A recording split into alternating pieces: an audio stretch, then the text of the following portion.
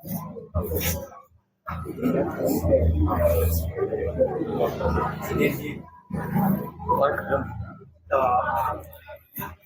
bismillahirrahmanirrahim. Assalamualaikum warahmatullahi wabarakatuh.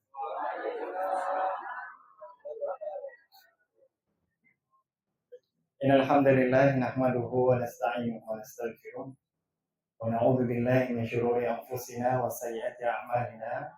May yahdihillahu fala mudilla lahu wa may yudlilhu fala hadiya lahu. Asyhadu an la ilaha illallah wahdahu la syarika lahu wa asyhadu anna Muhammadan abduhu wa rasuluhu la nabiyya ba'dahu amma ba'du. Allahumma salli wa sallim wa barik ala nabiyyina Muhammad wa ala alihi wa ashabihi wa man da'a bi da'wati wa istana bi hadihi ila yaumil din. Amma ba'du.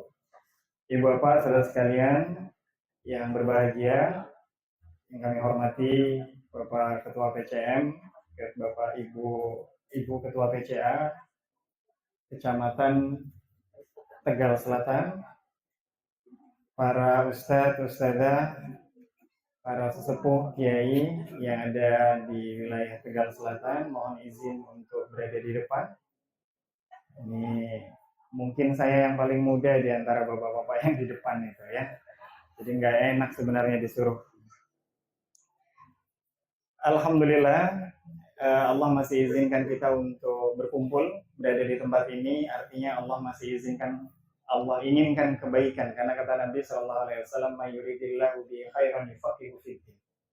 Jadi tanda Allah itu masih cinta sama kita adalah diizinkan langkah kaki kita bisa sampai ke majelis ilmu. Ya, jadi ada bahasa cinta Allah. Nah, ini penting ini, love language itu Bapak Ibu. Ya, ini menjadi satu topik yang menarik, yang banyak dikaji di generasi milenial dan Z, terutama bagi orang tua muda. Yaitu adalah tentang love language. Tetapi sayangnya love language itu apa? Love language itu adalah bahasa cinta. Ya. Kalau ibu-ibu muda, orang-orang tua muda insya Allah paham dengan model parenting kekinian yang seperti itu. Tetapi sayangnya kita terlalu fokus dengan bahasa cinta manusia, tapi sampai lupa dengan bahasa cinta Tuhan kita. Sampai lupa dengan bahasa cinta Allah Subhanahu wa Ta'ala kepada kita. Jadi kita menjadi hampa, seakan-akan tidak pernah dicintai dan disayangi oleh Allah. Karena kita tidak tahu bagaimana cara bahasa cinta kepada Allah kepada hambanya. Nah, ini salah satu bahasa cinta Allah kepada hambanya adalah diizinkan, diberikan taufik untuk bisa sampai di majelis ilmu. Ya. Nah, ini kan kadang nggak nyambung antara apa? Suami dan istri ketika tidak sama-sama memahami bahasa cintanya. Ya, setidaknya kan ada bahasa cinta itu ada 5. Kalau versinya Aisyah Dahlan itu ya. Ya, ada dengan sentuhan, ada dengan pujian, ada dengan hadiah, ada dengan pelayanan, ada juga dengan quality time. Gitu. Jadi ada mungkin saya contohnya sebagai seorang suami itu beda bahasa cintanya dengan istri saya. Dan kadang kita kalau tidak paham, kita bisa memaksakan dan orang lain merasa tidak dicintai. Misal, ya, saya sukanya quality time. Quality time itu ya berdua bersama istri tanpa handphone. Ya, maksudnya gitu ya. Itu bahasa cintanya. Ada tangki cinta yang terpenuhi ketika kita melakukan quality time. Tapi istri saya enggak. Istri saya sukanya dilayani. Diberikan apa? Maksudnya dilayani itu. Diberikan bantuan dalam pekerjaan rumah tangganya. Itu dia merasa dicintai.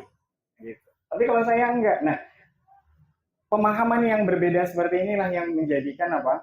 Kalau saya cara dicintainya adalah seperti ini, tetapi istri saya belum tentu sama dengan cara saya. Jadi seakan-akan apa? Apa Bapak?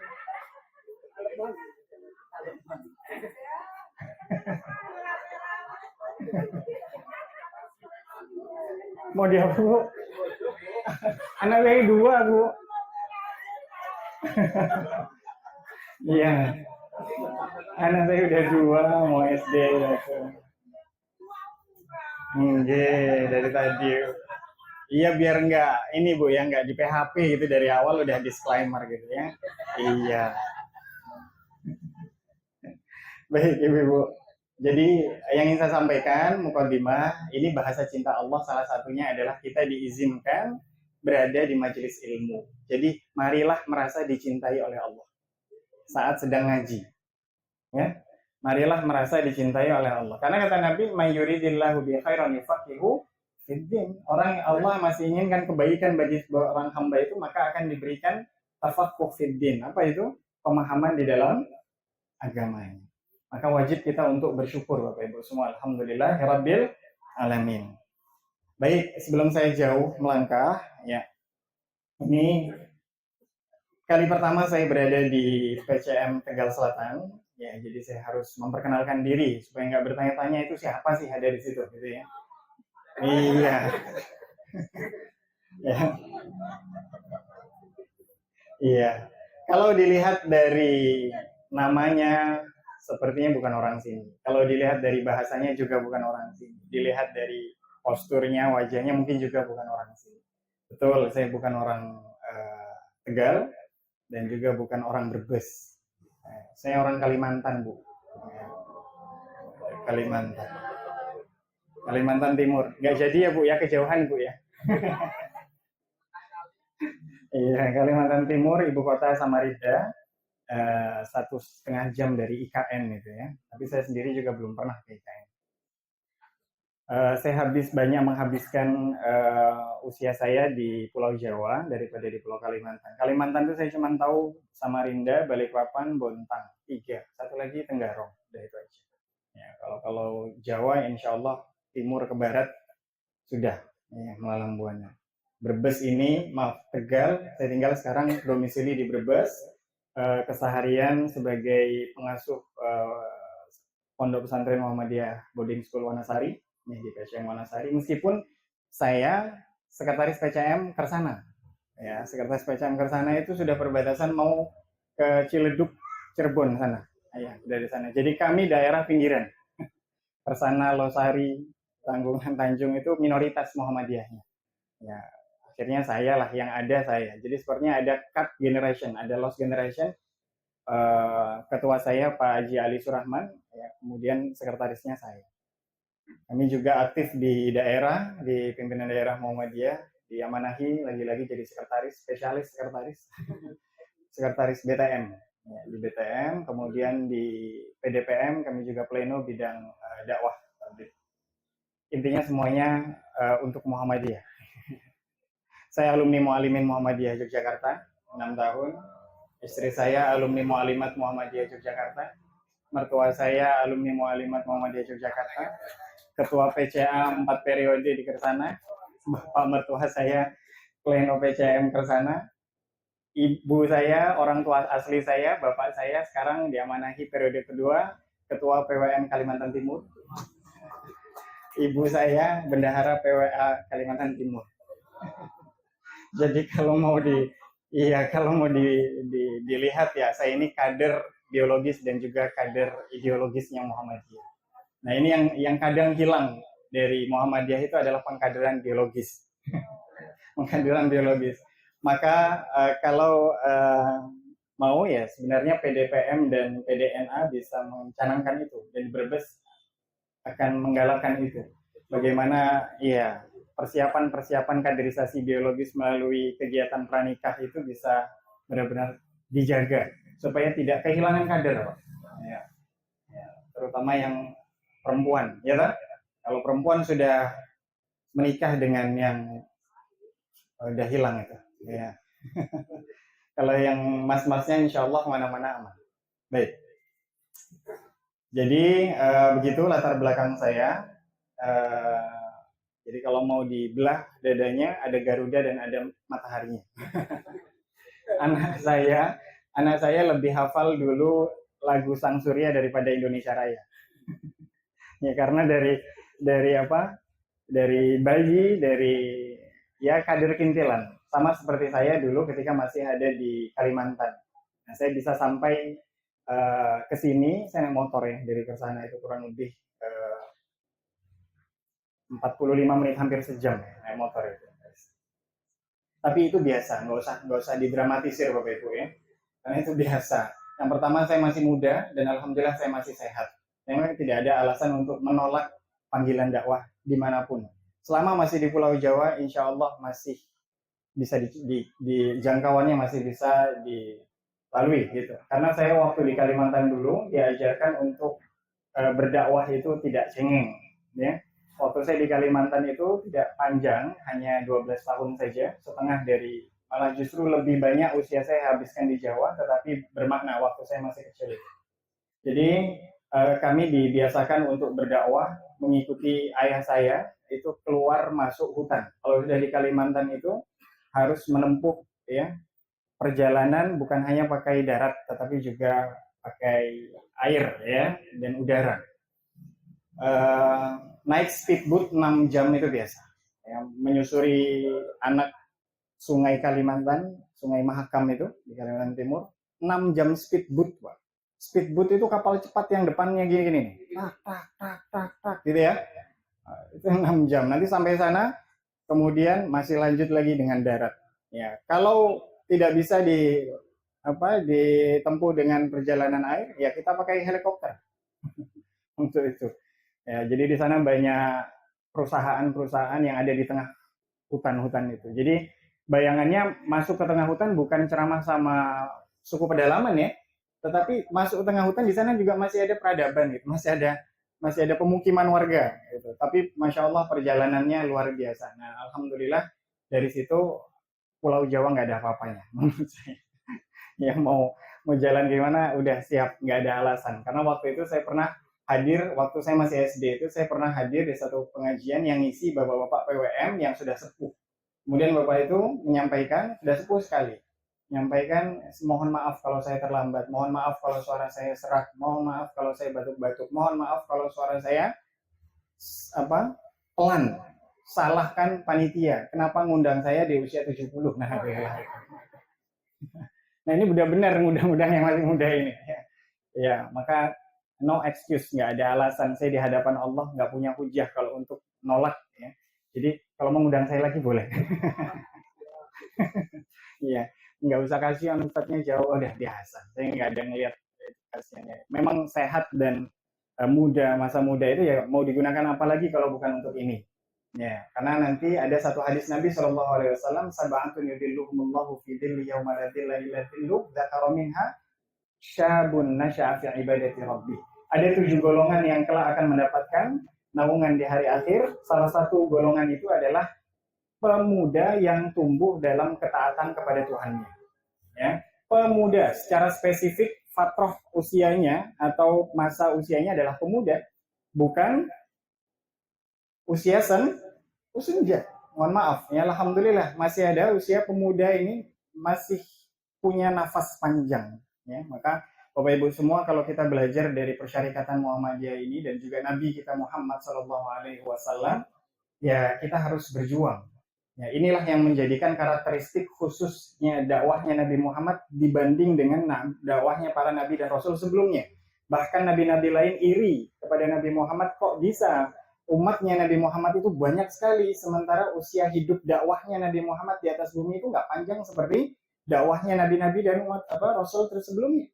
Nabi Musa itu nangis, ya, melihat ini kok bisa sih, padahal kan umat Nabi Muhammad itu hanya tinggal hidup di muka bumi itu nggak sampai 100 tahun, tetapi kenapa di akhir nanti paling banyak umatnya Nabi Muhammad. Kalau Ibu tahu, ya, karakteristik itu apa? Karakteristik yang diajarkan oleh Nabi Muhammad itu adalah organisasi, manajemen dakwah. Kalau bukan karena itu, tongkat estafet itu akan berhenti. Ya.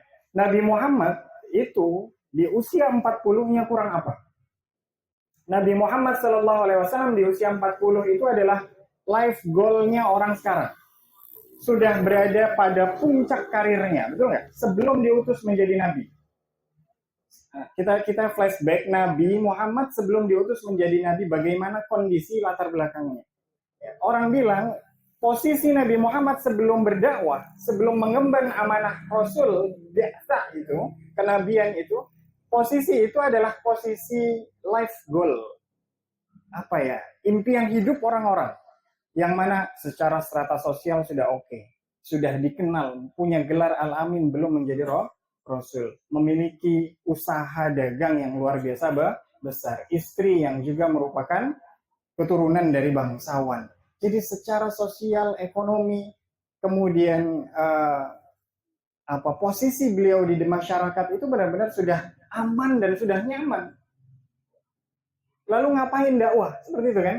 Maka kita diajarkan dalam Muhammadiyah ini sukses itu tidak hanya sekedar sukses individu. Ya. Kemudian apa yang menjadikan Nabi kemudian berbalik 180 derajat adalah kepedulian kepada lingkungan sosialnya. Jadi kalau bermuhammadiyah, benar-benar menjadi pengikut Muhammadiyah, ini harus punya rasa bahwa bagaimana saya tidak hanya cukup bisa sukses secara individu saja, tetapi juga harus sukses secara komunal, harus sukses secara bersama-sama. Jadi sukses individu saja tidak cukup, Bapak Ibu. Kalau Muhammadiyah, kalau memang benar-benar Muhammadiyah itu bukan hanya pokoknya nanti aku udah enak hidupnya, terus udah di usia 40, usia Nabi itu udah enak banget, udah nggak usah ngapa-ngapain, nggak usah repot-repot dakwah, udah tinggal nikmati. Itu kalau sekarang kan punya mobil, rumah sendiri, ada istri, ada anak, cowok cewek, semuanya sehat, UMR, istri kerja, suami kerja, itu sudah enak. Itu kan life goal kan. Nah itulah kondisi Nabi Muhammad di usia 40 sebelum berdakwah dan sebelum mendapatkan bi'tsah kenabian. Tetapi apa yang menjadikan Nabi bolak-balik ke Gua Hiro, bolak-balik ke Gua Hiro itu gelisah. Gelisah apa? Secara individu harusnya Nabi sudah tidak gelisah. Karena sudah berada pada titik yang nyaman. Apa yang membuat Nabi gelisah? Kondisi lingkungan. Maka kalau Muhammadiyah, yang benar-benar Muhammadiyah, karakter kita tidak bisa diam dengan lingkungan yang tidak benar, dengan lingkungan yang tidak baik. Ya, kalau ada Muhammadiyah, kok biasa-biasa saja dengan lingkungan yang ada di sekitarnya dan tidak peduli, ya nggak ngikutin Nabi. Ya, inilah karakteristik dakwah Islam. Ya, karakteristik dakwah yang diajarkan oleh Nabi Muhammad SAW. Kita bahas satu, Bapak Ibu. Ini kaitannya dengan bagaimana Muhammadiyah itu dengan sang suryanya yang benar-benar mencerahkan. Sebenarnya lagu itu, Mars Sang Surya ini benar-benar merupakan sebuah filosofi lagu dari sebuah surat. Ya. Ada dalam Al-Quran itu yang disebutkan oleh Allah sebagai surat yang banyak mengkaji di dalamnya adalah inti tazkiyatun nafas. Tazkiyatun nafas itu adalah apa? Pensucian jiwa. Kenapa jiwa yang selalu disucikan? Karena jiwa yang mudah kotor. Maka tidak ada istilah tazkiyatul badan. Tazkiyatul badan, pensucian badan. Kenapa? Karena semua ma'ruf. Orang caranya membersihkan badan itu tahu. Yang banyak yang tidak tahu adalah membersihkan jiwa. Padahal pada masing-masing kita ini ada badan, ada jiwa. Maka komponen pembentuk manusia itu ya ada badannya, ada ruhnya atau jiwanya, ada akalnya. Nah, inilah yang menjadi pembentuk seorang itu disebut manusia dan punya martabat. Ketika hilang salah satunya, maka turunlah fungsi dia sebagai seorang manusia. Misal, ada badannya sehat, jiwanya ada, akalnya rusak. Jadi apa, Pak? Akalnya rusak berarti orang gila. Mukallaf tidak dibebani tanggung jawab sholat, beban syariat, tidak. Ya, majnun. Namanya apa? Majnun. Kenapa disebut majnun? Karena tertutupi. Janna yajunnu, majnun, orang yang tertutupi. Apa yang tertutupi? Akalnya yang tertutupi. Maka tidak diwajibkan bagi mereka syariat Islam. Jadi tidak mukallaf, rufi al-aqlam. Dia mau jungkir balik, mau nggak sholat, mau pakai baju, nggak pakai baju juga nggak dicatatkan dosa dan pahalanya. Karena rufi al-aqlam dari majnun. Kemudian kalau misalnya ada akalnya, ada jasadnya tapi tidak ada jiwanya. Jadi apa itu? Jenazah. Ya, jadi mayat. Ya, jadi berubah nama kita, gelar kita, Pak Haji, Bu Haji, Pak Ustadz, ya. Itu ketika hilang yang namanya ruh itu, meskipun jasadnya ada, udah nggak dipanggil Pak Haji, dipanggil apa? Almarhum, dipanggil jenazah. Ya, di mana jenazahnya? Bukan di mana Pak Haji. Betul nggak? Langsung hilang itu gelar yang kita kumpulkan selama bertahun-tahun mengorbankan akhirat. Ya, jadi kalau nggak ditanya gelar, nama saya itu sudah susah, nggak usah ditambah-tambahin gelar-gelaran gitu ya. Gelar itu hanya gambaran sedikit dari apa yang kita pelajari saja. Jadi ya itulah. Tapi secara passion saya sebagai guru, ya. Secara passion saya sebagai guru. Gelar SHME itu secara praktis saya sebagai beban akademis, tanggung jawab akademis saya, sehingga sekarang menjadi pengurus ya di BTM Brebes. Jadi concern pendidikan saya ekonomi syariah S1 dan S2. Jadi sekarang diamanahi menjadi sekretaris pengurus BTM Brebes. Tapi memang jiwanya adalah jiwa guru saya.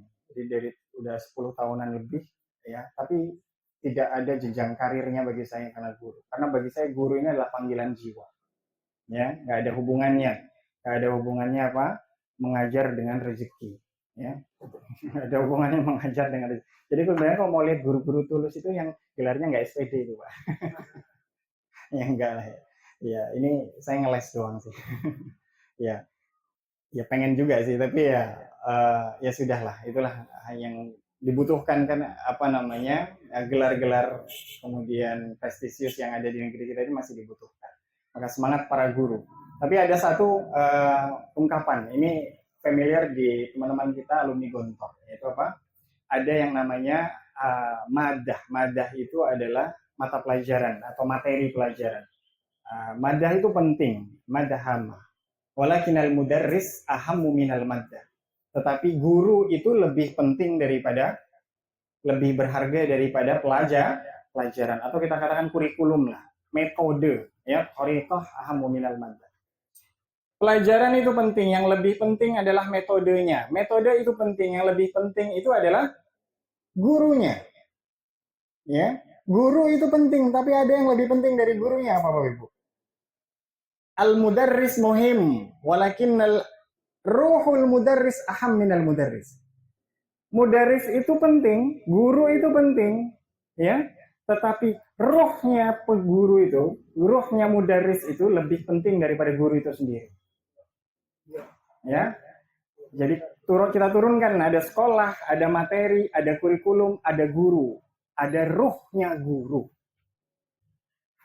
Yang paling penting di antara itu adalah rohnya guru. Oleh karena itu, Nabiullah Ibrahim alaihissalam yang berdoa, Rabbana wa ba'ats fihim rasulan minhum yatlu alaihim ayatika wa yu'allimuhumul kitaba wal hikmah wa yuzakkihim. Ya. Jadi tujuan pengajaran itu bukan hanya yatlu, bukan hanya yu'allim, tetapi yuzakki. Ini yang Bapak Ibu ya, para kepala aum saya titip untuk disampaikan kepada guru karyawannya. Tujuan pengajaran itu bukan hanya sekedar yatlu, itu level pertama. Kemudian ada yu'allim. Level tertinggi ini yang banyak sering dilupakan adalah yuzakki. Nabi Ibrahim itu berdoa ribuan tahun sebelum kelahiran Nabi Muhammad itu adalah Rabbana wa ba'ats fihim rasulan. Ya Allah, kirimkanlah, dalam surat Al-Baqarah 129 itu apa? Ya Allah, utuslah di antara mereka seorang rasul, yang rasul itu nanti akan apa? Yatlu alaihim ayatika. Yatlu membacakan saja. Tekstual kayak guru, ini level pertama. Guru itu kalau ada materi di buku dibacakan, disampaikan. Tapi itu level pertama. Hanya yatlu alaihim ayatika wa yu'allimuhumul kitab. Yang kedua, kemudian bisa menjelaskan apa yang ada di tulisan. Ya, level tertingginya yang ketiga bukan hanya yatlu, bukan hanya yu'allim, tetapi yuzakki. Yuzakki itu apa? Tujuan pengajaran yang terakhir adalah mentazkiyah ruhnya para murid, ya. Maka ruhnya si pengajar itu harus suci. Maka jangan sampai, jangan hanya mensejahterakan ruh, banyak kan di aum itu apa? Kita harus mensejahterakan guru karyawan kita. Sejahtera apanya? Bukan hanya sekedar sejahtera fisiknya, tetapi juga sejahtera ruhnya, sejahtera jiwanya. Ya, makanya di dalam tujuan pengajaran di ayat Al-Baqarah 129 itu adalah mentazkiyah. Maka sekolah dinamakan sekolah. Ada dalam bahasa Arab sekolah. Apa sekolah itu? Sekolah dalam bahasa Arab itu menggosok, pembersih, sikat. Ya, likulli syai'in sekolah. Segala sesuatu itu punya pembersihnya. Ya, punya alat untuk membersihkannya, punya cara untuk membersihkan. Semua jenis kotoran punya alat untuk membersihkannya masing-masing. Beda-beda. Ibu-ibu yang paling tahu kalau membersihkan noda kecap pakai apa, membersihkan noda darah pakai apa, itu beda-beda kan caranya kan? Likulli syai'in sekolah. Segala suatu kotoran itu punya apa, pembersihnya masing-masing. Maka disebut sekolah itu sekolah. Kenapa? Karena harusnya di dalam jiwanya disucikan, dibersihkan. Bukan hanya sekedar yatlu dan juga yu'allim. Jadi harusnya jiwa masuk itu dalam keadaan kotor nggak apa-apa. Kemudian bersih di dalam karena itu adalah sekolah. Ya. Nah ini enaknya di situ. Kalau misalnya ngajar bisa fokus itu. Tapi kita jadi kayak harus milih itu. Orang guru yang fokus kepada administrasi nggak fokus ngajar dalam materinya. Ya, katanya seperti itu. Fokus untuk materinya, administrasinya keteteran nggak penting. Nah itu yang menjadi dilematis dalam dunia pendidikan kita. Maka Bapak Ibu semua yang dirahmati Allah, jadi ya kenapa Muhammadiyah ini bisa mencerahkan? Karena dia mensucikan jiwanya. Silahkan dibuka dalam surat Asy-Syams. Ini saya masih ada waktu 20 menit. Ya. Surat Asy-Syams, ini mudah-mudahan menjadi pengingat bagi kita semua sebagai warga Muhammadiyah. Syams itu kan matahari, lambang kita, lambang persyarikatan kita. Dan juga lagu, ya, Mars kita sang surya. Ya, harusnya hafal sang surya ya harus hafal surat Asy-Syams. Baik, surat ke-91 kalau nggak salah. Setelah surat Al-Balad, betul. Setelah surat Al-Balad, surat Asy-Syams. Ada 15 ayat. Ini menarik Bapak Ibu semua. Ini kita gimana? Ya, betul. Al-Balad, Asy-Syams, Al-Lail, dan Ad-Duha. Nah, Bapak Ibu semua yang dirahmati Allah, mudah-mudahan ini menjadi bekal. Menjadi oleh-oleh pulang, ya, surat Asy-Syams. Jadi bermuhammadiyah ini bukan cuma cari makan, tapi cari bersih-bersih jiwa. Ya, gitu. Jadi harusnya saya di Muhammadiyah, terutama para pimpinan, berpikirnya bukan hanya sekedar kewajiban, tapi bagaimana anggota saya jiwanya bersih. Bukan hanya sejahtera fisiknya, tapi juga sejahtera jiwanya. Ya. Mari kita lihat dalam surat Asy-Syams. Surat Asy-Syams ini menarik Bapak Ibu. Ya. Surat Asy-Syams ini adalah surat yang paling banyak memiliki sumpah. Ada watul qasam atau maksum bihinya paling banyak dibanding surat-surat yang lain. Jadi misal Allah itu sebenarnya tidak usah bersumpah menyampaikan satu berita saja, itu harusnya kita sudah mengiyakan. Karena Allah yang berfirman, betul nggak? Karena nggak mungkin Allah bohong, Allah menipu, atau Allah mengingkari janji. Tetapi karena Allah tahu sifat manusia itu sangat ngeyel. Ya. Allah tahu sifat manusia itu wa kanal insanu aktsara syai'in jadala. Surat apa itu? Al-Kahfi, ya. Bapak Ibu coba ya, cari kata insan, manusia. Kalau baca Quran ada kata insan, lihat sekelilingnya. Itu seringnya negatif. Ya. Sebelumnya, sifat sebelumnya atau sifat sesudahnya. Kalau ada insan biasanya seringnya negatif. Supaya apa? Menyadarkan bahwa manusia itu butuh petunjuk gitu. Kalau manusia tidak butuh petunjuk, setelan pabriknya rusak itu. Ya. Wa kanal insanu aktsara syai'in jadala. Misalnya ada ali insan apa lagi? Innal insana lafi khusr. Khusr itu apa? Rugi. Rugi itu negatif atau positif? Positif. Jadi Bapak Ibu semua, ya Allah tahu karakter manusia itu memang banyak negatifnya. Sehingga untuk memberikan penekanan Allah butuh sumpah. Allah butuh sumpah. Misal. Jadi sumpah itu ada jawabul qasamnya. Jawabul qasam itu isi pesannya. Misal ya Bapak Ibu ya. Ada orang lari-lari masuk ke tengah-tengah kumpulan kita kemudian teriak-teriak, Ustadz, wallahi demi Allah, sumpah, swear, Ustadz, demi Allah. Diulang-ulang berapa kali itu? Pakai demi Allah, sumpah, swear, wallahi, tallahi, billahi. 6 dia bilang. Ya. Apa respon kita apa? Nungguin dia mau ngomong apa, betul nggak? Informasinya sudah disampaikan belum? Belum. Baru lari-lari, Ustadz, wallahi, tallahi, billahi, demi Allah, sumpah, swear. Ya. Kita akan tanya, apa mas? Ada apa? Gitu kan? Karena informasi intinya belum disampaikan. Nah, sama di dalam ayat Quran itu Allah modelnya kurang lebih seperti itu. Ya. Ada yang hanya menggunakan satu kali sumpah seperti wal asri. Kemudian muncul jawabul qasam innal insana lafi khusr. Langsung jawabul qasamnya demi waktu, demi masa. Apa Allah yang sampaikan apa? innal insana lafi khusr. Pesan informasi intinya adalah sesungguhnya manusia dalam kerugian. Nah, contoh lagi misalnya apa?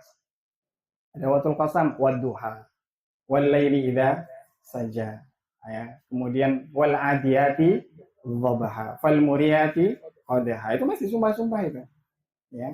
Kalau dalam surat Al-Adiyat itu kurang lebih 5 atau 6. Tapi khusus dalam surat Asy-Syams ini sumpah yang digunakan sampai 11, Bapak Ibu.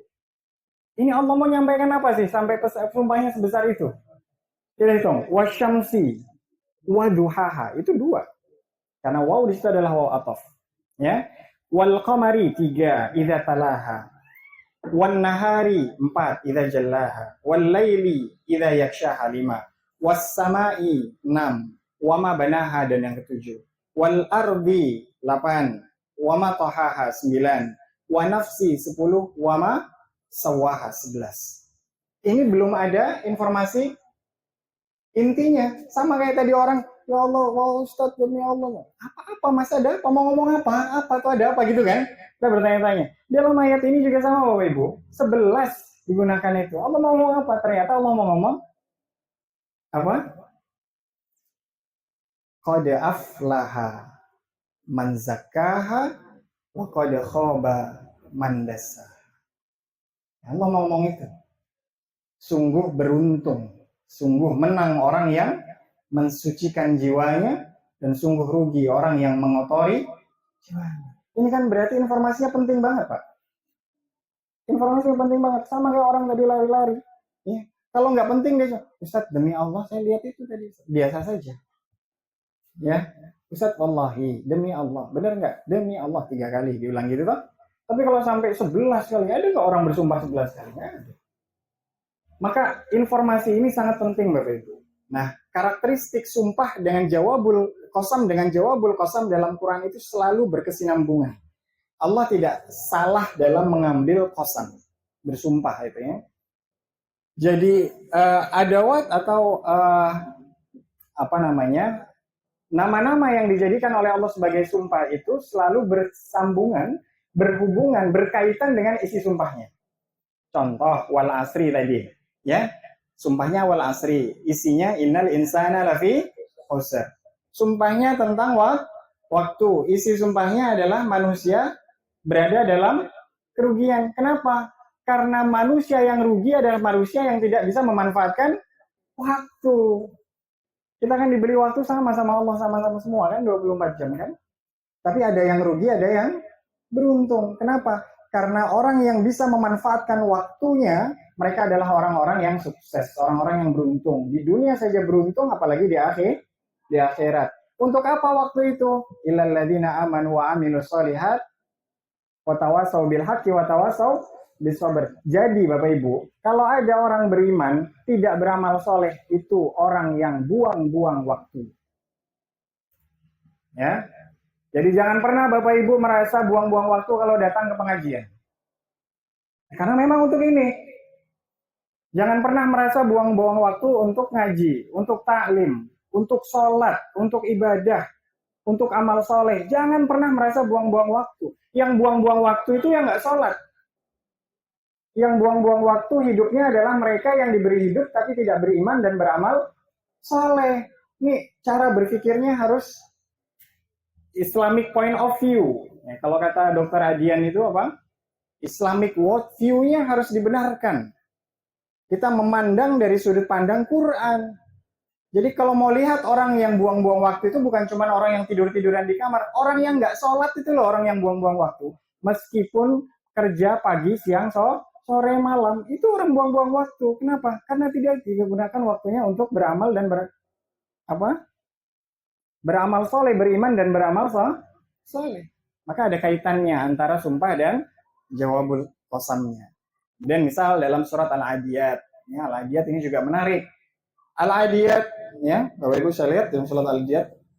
Wal adiyati dhabaha fal muriyati qadaha fal mughirati subha fa atharna bihi naqa fa wasatna bihi jam'a 5 doang. Kemudian muncul informasi intinya innal insana li rabbih lakanut. Apa artinya? Sungguhnya manusia kepada Tuhannya sungguh sangat kanut. Apa kanut? Pelit, ingkar berlebihan. Ya. Lagi-lagi insan dengan kanut. Kanut itu negatif atau positif? Negatif. Jadi sebenarnya Allah ingin sadarkan kita manusia ini kalau nggak pakai Quran itu isinya negatif terus. Ya. Maka butuh sekali ngaji itu. Ya. Apa hubungannya Allah mengatakan innal insana lirabbihi lakanut dengan mengawali menggunakan sumpah tentang apa al-adiyat itu? Kuda perang yang berlari kencang, ini pentingnya ngaji. Ya. Apa hubungannya tiba-tiba ngomongin kuda perang yang berlari kencang terus Allah bilang apa? Manusia itu sungguh ingkar. Hubungannya apa?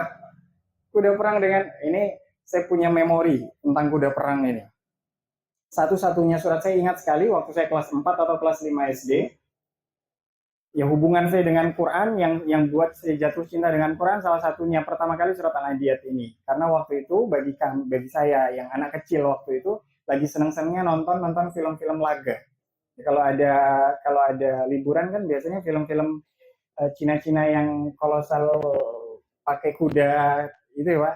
Nggak tahu sekarang ada nggak ya? Nggak ada ya. Kalau dulu kan kalau waktunya liburan Saulin gitu loh Pak, yang kayak itu yang berantem gitu. Kemudian saya buka Quran, ada tulisan kuda perang yang berlari kencang. Bagi seorang anak kecil, ayat ini sangat imajiner. Ya, sangat mengaktifkan imajinasi. Wah, ya, saya ingat sekali, ya, saya siapkan meja belajar saya nyalakan lampu belajar itu, saya bawa satu buku tulis, kemudian di depannya ada Quran terjemah, saya salin surat Al-Adiyat dengan tulisan terindah saya waktu itu. Ya. Hanya karena terpukau dengan judulnya, Kuda Perang yang Berlari Kencang. Ini surat keren banget bagi anak kecil, ini laga banget gitu. Ya. Karena anak kecil kan sukanya yang action gitu ya, film action gitu. Wah, tanpa saya tahu maknanya. Alhamdulillah, belajar, akhirnya, oh ternyata Allah ingin sampaikan innal insana lirabbihi lakanut. Manusia itu kata Allah sungguh sangat ingkar, diversuskan dengan seekor kuda, Pak. Di ayat 1 sampai 5 kita diajak berpikir, kamu lihat kuda itu. Ya. Diajak berperang berani. Bagaimana bentuk keberaniannya? Aidiyati dhabaha, terengah-engah. Sampai kuda itu kalau sampai keluarin suaranya, itu artinya larinya kencang itu. Ya. Kalau lari pelan itu nggak ngeluarin suara dhabahanya. Fal muriyati qadaha, kemudian apa? Percikan kuku, dari kukunya itu keluar apa? Percikan api. Api itu ada atau muncul ketika apa? Bertemu apa, Pak? Gesekan apa dengan apa? Keras dengan keras, betul nggak? Kalau dengan pasir ada apinya nggak? Nggak ada. Ini berarti artinya kuda ini pemberani. Artinya dia tidak hanya cari jalan yang enak, yang empuk, rumput, pasir, batu sekalipun dia terjal. Sehingga dengan adanya ketukan kuku kaki dengan batu itu menghasilkan percikan api. Bagi anak kecil, waktu saya kecil itu tuh, wah keren banget. Jadi kalau gaya pengambilan gambar itu ada zoom in, zoom out-nya, ada fokusnya, kemudian ada close up dan lain sebagainya. Kemudian apa? Fal mughirati subha, yang dia menyerang di waktu pagi, fa'athar nabi hinaka, kemudian apa? Bekas pijakannya itu, debunya itu berterbangan. Ini keren banget bagi saya waktu itu anak kecil. Ya. Kemudian fawasatu nabi hijama, dia menyerbu ke tengah-tengah kumpulan musuh. Yang dicari tengahnya, bukan pinggirnya. Artinya apa? Kuda ini pemberani, nggak pengecut. Kalau pengecut yang diserang yang pinggir-pinggir. Artinya apa? Kuda ini siap mati. Bapak Ibu lihat, di atas kuda itu ada siapa? Ada pemiliknya, ada penunggangnya. Ya, di atas kuda itu ada pemiliknya, ada penunggangnya. Kita diajak berpikir. Selesai, klek, Allah bilang innal insana lirabbihi lakanut. Manusia itu sungguh ingkar kepada Tuhannya. Ini bukan dua pembahasan, ini satu rangkaian pembahasan. Ya, kita diajak berpikir, manusia, kamu lihat kuda. Kuda dikasih apa sih sama pemiliknya sampai dia berani mengorbankan nyawanya? Dia berani masuk ke tengah-tengah kumpulan musuh. Dia lari tanpa tapi, dia lari tanpa ragu.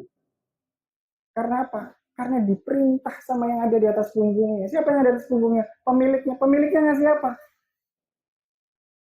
Rumput, air, bajunya baju apa? Manusia mau mikir gitu ya. Maksudnya mau mikir, kamu tuh dikasih sama Allah kan banyak banget tuh. Ya.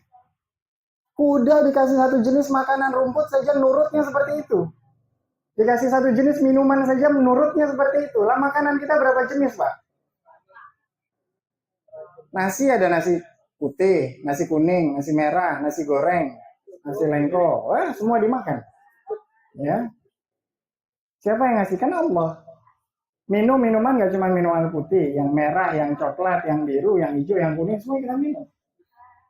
Ya, pakaian, kuda pakaiannya berapa, Pak? Kuda pakaiannya berapa? Pakaiannya ibu lihat Pak di lemari Pak berapa Pak itu? Ya, mau pengajian nggak ada baju katanya. Hah? Belum sepatunya, nggak ada sepatu. Ya. Saking bingungnya itu ya. Itu makan waktu itu, godaan syaitan Pak. Itu was syaitan. Ya, was syaitan. Diam di depan lemari lama. Yang mana gitu, karena nggak ada baju yang ini udah, yang ini udah, yang ini. Ya kan udah semua. Yang ulang lagi aja dari awal kan nggak masalah. Ya. Ya baju ya. Saya jujur Pak, saya sama istri banyakan saya bajunya Pak. Ya. Ya, saya baju hampir jarang beli ya, karena ikut di beberapa lembaga. Setiap lembaga punya seragam, punya ulang tahun, punya gamis, punya apa? Punya batik, punya kaos. Setahun itu bisa 6 baju baru. Ya. Semuanya Muhammadiyah. Ada lambangnya. Dari dulu, dari waktu saya lama di Solo Pak.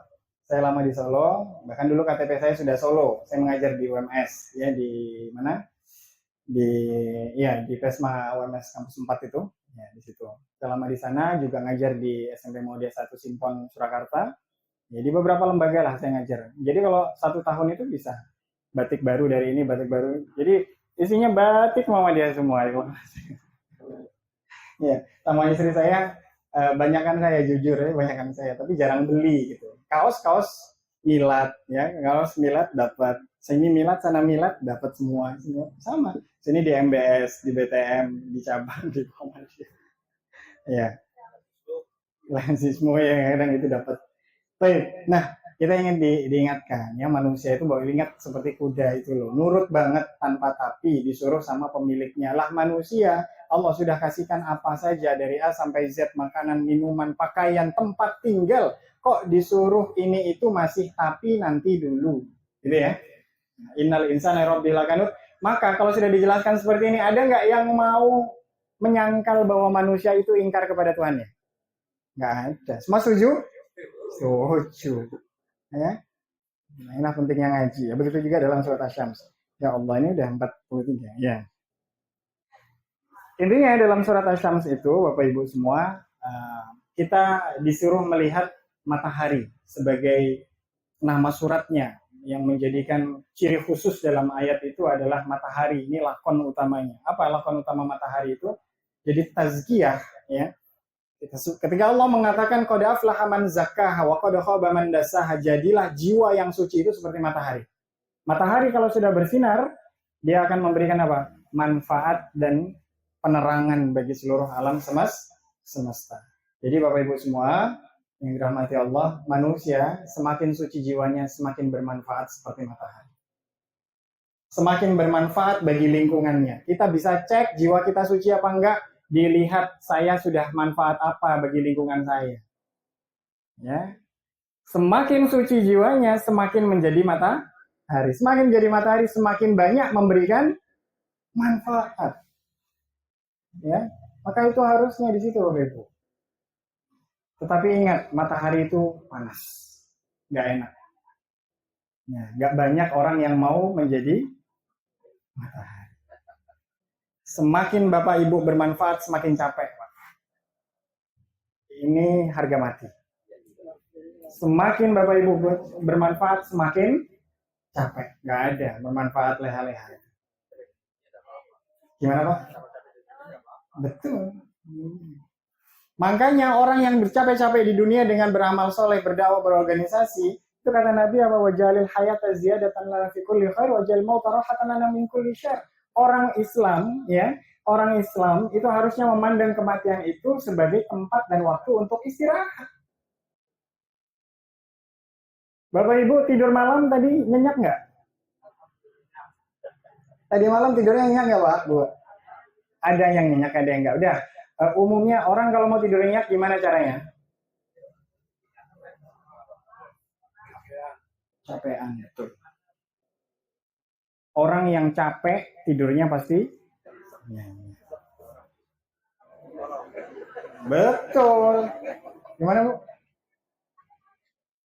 Kalau capek, oh itu capeknya berlebihan berarti. Iya. Iya, biasanya. Iya. Itu capeknya udah capek pikiran juga ya, Bu ya. Kita bicara capek fisik. Ya, capek fisik. Ya. Tapi kalau orang berdakwah, orang bermanfaat, bermuhammadiyah itu capek fisiknya aja, jiwanya senang. Betul nggak? Iya. Kalau capek pikirannya, capek ya masalah itu memang nggak bisa dihindari ya. Tapi ya, jadi gitu Bapak Ibu semua ya. Coba kalau Bapak main futsal, ya nggak pernah main futsal, tiba-tiba main futsal 2 jam gitu nggak ganti. Iya, nge-gym ya, nge-gym, squat, pull up ya, kemudian bench press ya, nggak pernah itu. Nanti malam pasti tidur nyenyak. Bapak Ibu kalau mau tidur nyenyak olahraga, capek badannya, ya, insya Allah tidurnya nyenyak. Itulah orang beriman yang dibilang oleh Nabi, waj'al mauta rohatan lana min kulli syarr. Ya Allah, jadikanlah kehidupan ini, maka setiap hari kalau masih diizinkan oleh Allah buka mata, masih punya hidup lagi, husnudzon sama Allah gini. Ya Allah, alhamdulillah, Engkau masih izinkan aku hidup, berarti Engkau masih izinkan aku untuk menambah amal soleh. Wajalil hayata ziyadatan, tambahan, lana min kulli khair, dari segala kebaikan. Dan nanti kalau sudah bertemu dengan kematian, husnudzon lagi, apa? Saatnya istirahat. Alhamdulillah. Itulah husnul khotimah. Kan enak gitu, Pak. Benar nggak? Mau husnul khotimah, capek, Pak. Ya, harus capek. Harus capek apa? Beramal. Maka orang-orang Muhammadiyah, ibu-ibu Aisyah yang ada di Persyarikan ini orang-orang terpilih. Orang-orang yang mau jadi matahari. Mau panas, tapi tidak membakar dirinya. Justru memberikan manfaat kepada orang lain. Semoga Allah memberikan taufik kepada kita menjadi matahari sampai akhir hidup kita. Nah, ini Bapak-Bapak sudah menjalani puluhan tahun. Nah, saya ini yang kayak masih muda-muda ini tolong didoakan Pak bisa istiqomah sampai tua. Ya. Masih ada puluhan tahun mungkin ya ke depan bagi kami pemuda ini. Pemuda ini ya kayak waktu jam-jam segini Pak. Ya, waktu-waktu duha. Usia pemuda itu anak duha. Ya, kalau Bapak kan udah usia maghrib. Makanya nama usia senja toh? Iya. Anak muda itu usia duha. Orang duha itu lagi pada ngapain Pak, Bu? Cari dunia. Betul nggak? Lagi di jalan, lagi di kantor, lagi kerja. Sibuk-sibuknya usia duha jam 10 sampai jam 11. Banyak yang lupa itu pemuda. Maka kalau ada pemuda ingat Allah keren kita nanti. Ya. Ya kalau yang sudah usia maghrib isya ya wajar. Jadi kita itu diajarkan oleh Allah, Pak, siklus zuhur dari subuh ke zuhur, zuhur ke asar, asar ke maghrib, maghrib isya ini ada maksudnya, Bapak Ibu. Semakin tua usianya, semakin sering ingat Allah. Subuh ke zuhur, subuh ingat Allah ya. Nanti ingat Allah lagi zuhur. Berapa intervalnya itu? Waktunya berapa itu? 6 jam. Jadi 6 jam lupa Allah. Ya. Dipaksa ingat Allah lagi nanti zuhur. Zuhur ingat Allah. Ingat Allah lagi kapan? Berapa jaraknya? Semakin kecil, semakin pendek. Yang tadi 6 jam, sekarang 3 jam udah ingat Allah lagi. Asar ke maghrib, asar ingat Allah. Diingatkan lagi ingat Allah maghrib. Berapa jaraknya? 2 jam, nggak sampai 3 jam. Ya, semakin pendek lagi. Maghrib isya semakin pendek lagi. Jadi manusia itu sudah wajar. Betul, siklusnya semakin tua semakin ingat Allah. Sudah isya ngapain, Pak? Tarik selimut ya. Ya sudah nggak usah dilawan, itu siklus Bapak Ibu semua. Seperti itu. Jadi wajarnya yang manusia. Artinya kalau usia asar, usia maghrib, usia isya ingat Allah, sering ingat Allah, itu wajar. Yang keren itu yang duha ingat Allah. Itu Bapak Ibu. Jadi saya di Kersana, di cabang kami itu punya kajian kekinian khusus anak muda. Jadi bagi saya itu prestasi biasa saja sih kalau ngaji di depan saya ratusan, tetapi bapak-bapak ibu-ibu semua. Yang keren itu kalau ngaji di hadapan saya ratusan ribuan anak muda. Itu baru prestasi bagi saya. Ya. Jadi kami punya komunitas peta hijrah di sana. Bapak Ibu bisa cek kita aktif di sosial media, di TikTok, Instagram, YouTube, ya, kajian live di situ di peta hijrah. Karena kalau nyari anak muda nggak ada di masjid, Pak. Adanya di mana? Di TikTok, betul nggak? Nyari anak muda nggak ada di pengajian, adanya di Instagram. Ya udah kita lah pakai Instagram, TikTok itu untuk berdakwah. Nah, bisa lihat di situ nanti di peta hijrah di Instagram dan di di TikTok ya. Saya mau nggak mau, awalnya nggak mau saya, tapi kalau realitanya seperti itu, di tempat kami itu ada 4 pabrik, seliweran setiap hari ribuan anak muda, tapi giliran ngadakan pengajian anak muda yang datang cuma 50, 70 ya, 50, 70 mentok 100 ya. Itu pun sudah berjalan setahun, udah berkali-kali ya. Di awal-awal yang datang cuma berapa ya, kita pancing dengan door prize apa segala macam pulsa dan sebagainya, tetap nggak ngaji. Nah, prestasi itu kalau sudah mengumpulkan anak muda. Kalau bapak-bapak yang datang maghrib isya sudah wajar. Iya, mau ngapain lagi ya toh? Mohon maaf. Ya, kurang lebihnya saya mohon maaf jika ada salah kata dalam menyampaikan. Mudah-mudahan yang sedikit ini bermanfaat. Jika ada salah kata dalam menyampaikan, saya mohon ampun yang sebesar kepada Allah dan saya mohon maaf yang seluas-luasnya kepada jemaah semua. Wallahu a'lam bishawab. Akhirul kalam. Alhamdulillahirabbil alamin. Wallahu a'lam bishawab. Subhanakallahumma wa bihamdika asyhadu an la ilaha illa anta astaghfiruka wa atubu ilaik. Wassalamualaikum warahmatullahi wabarakatuh.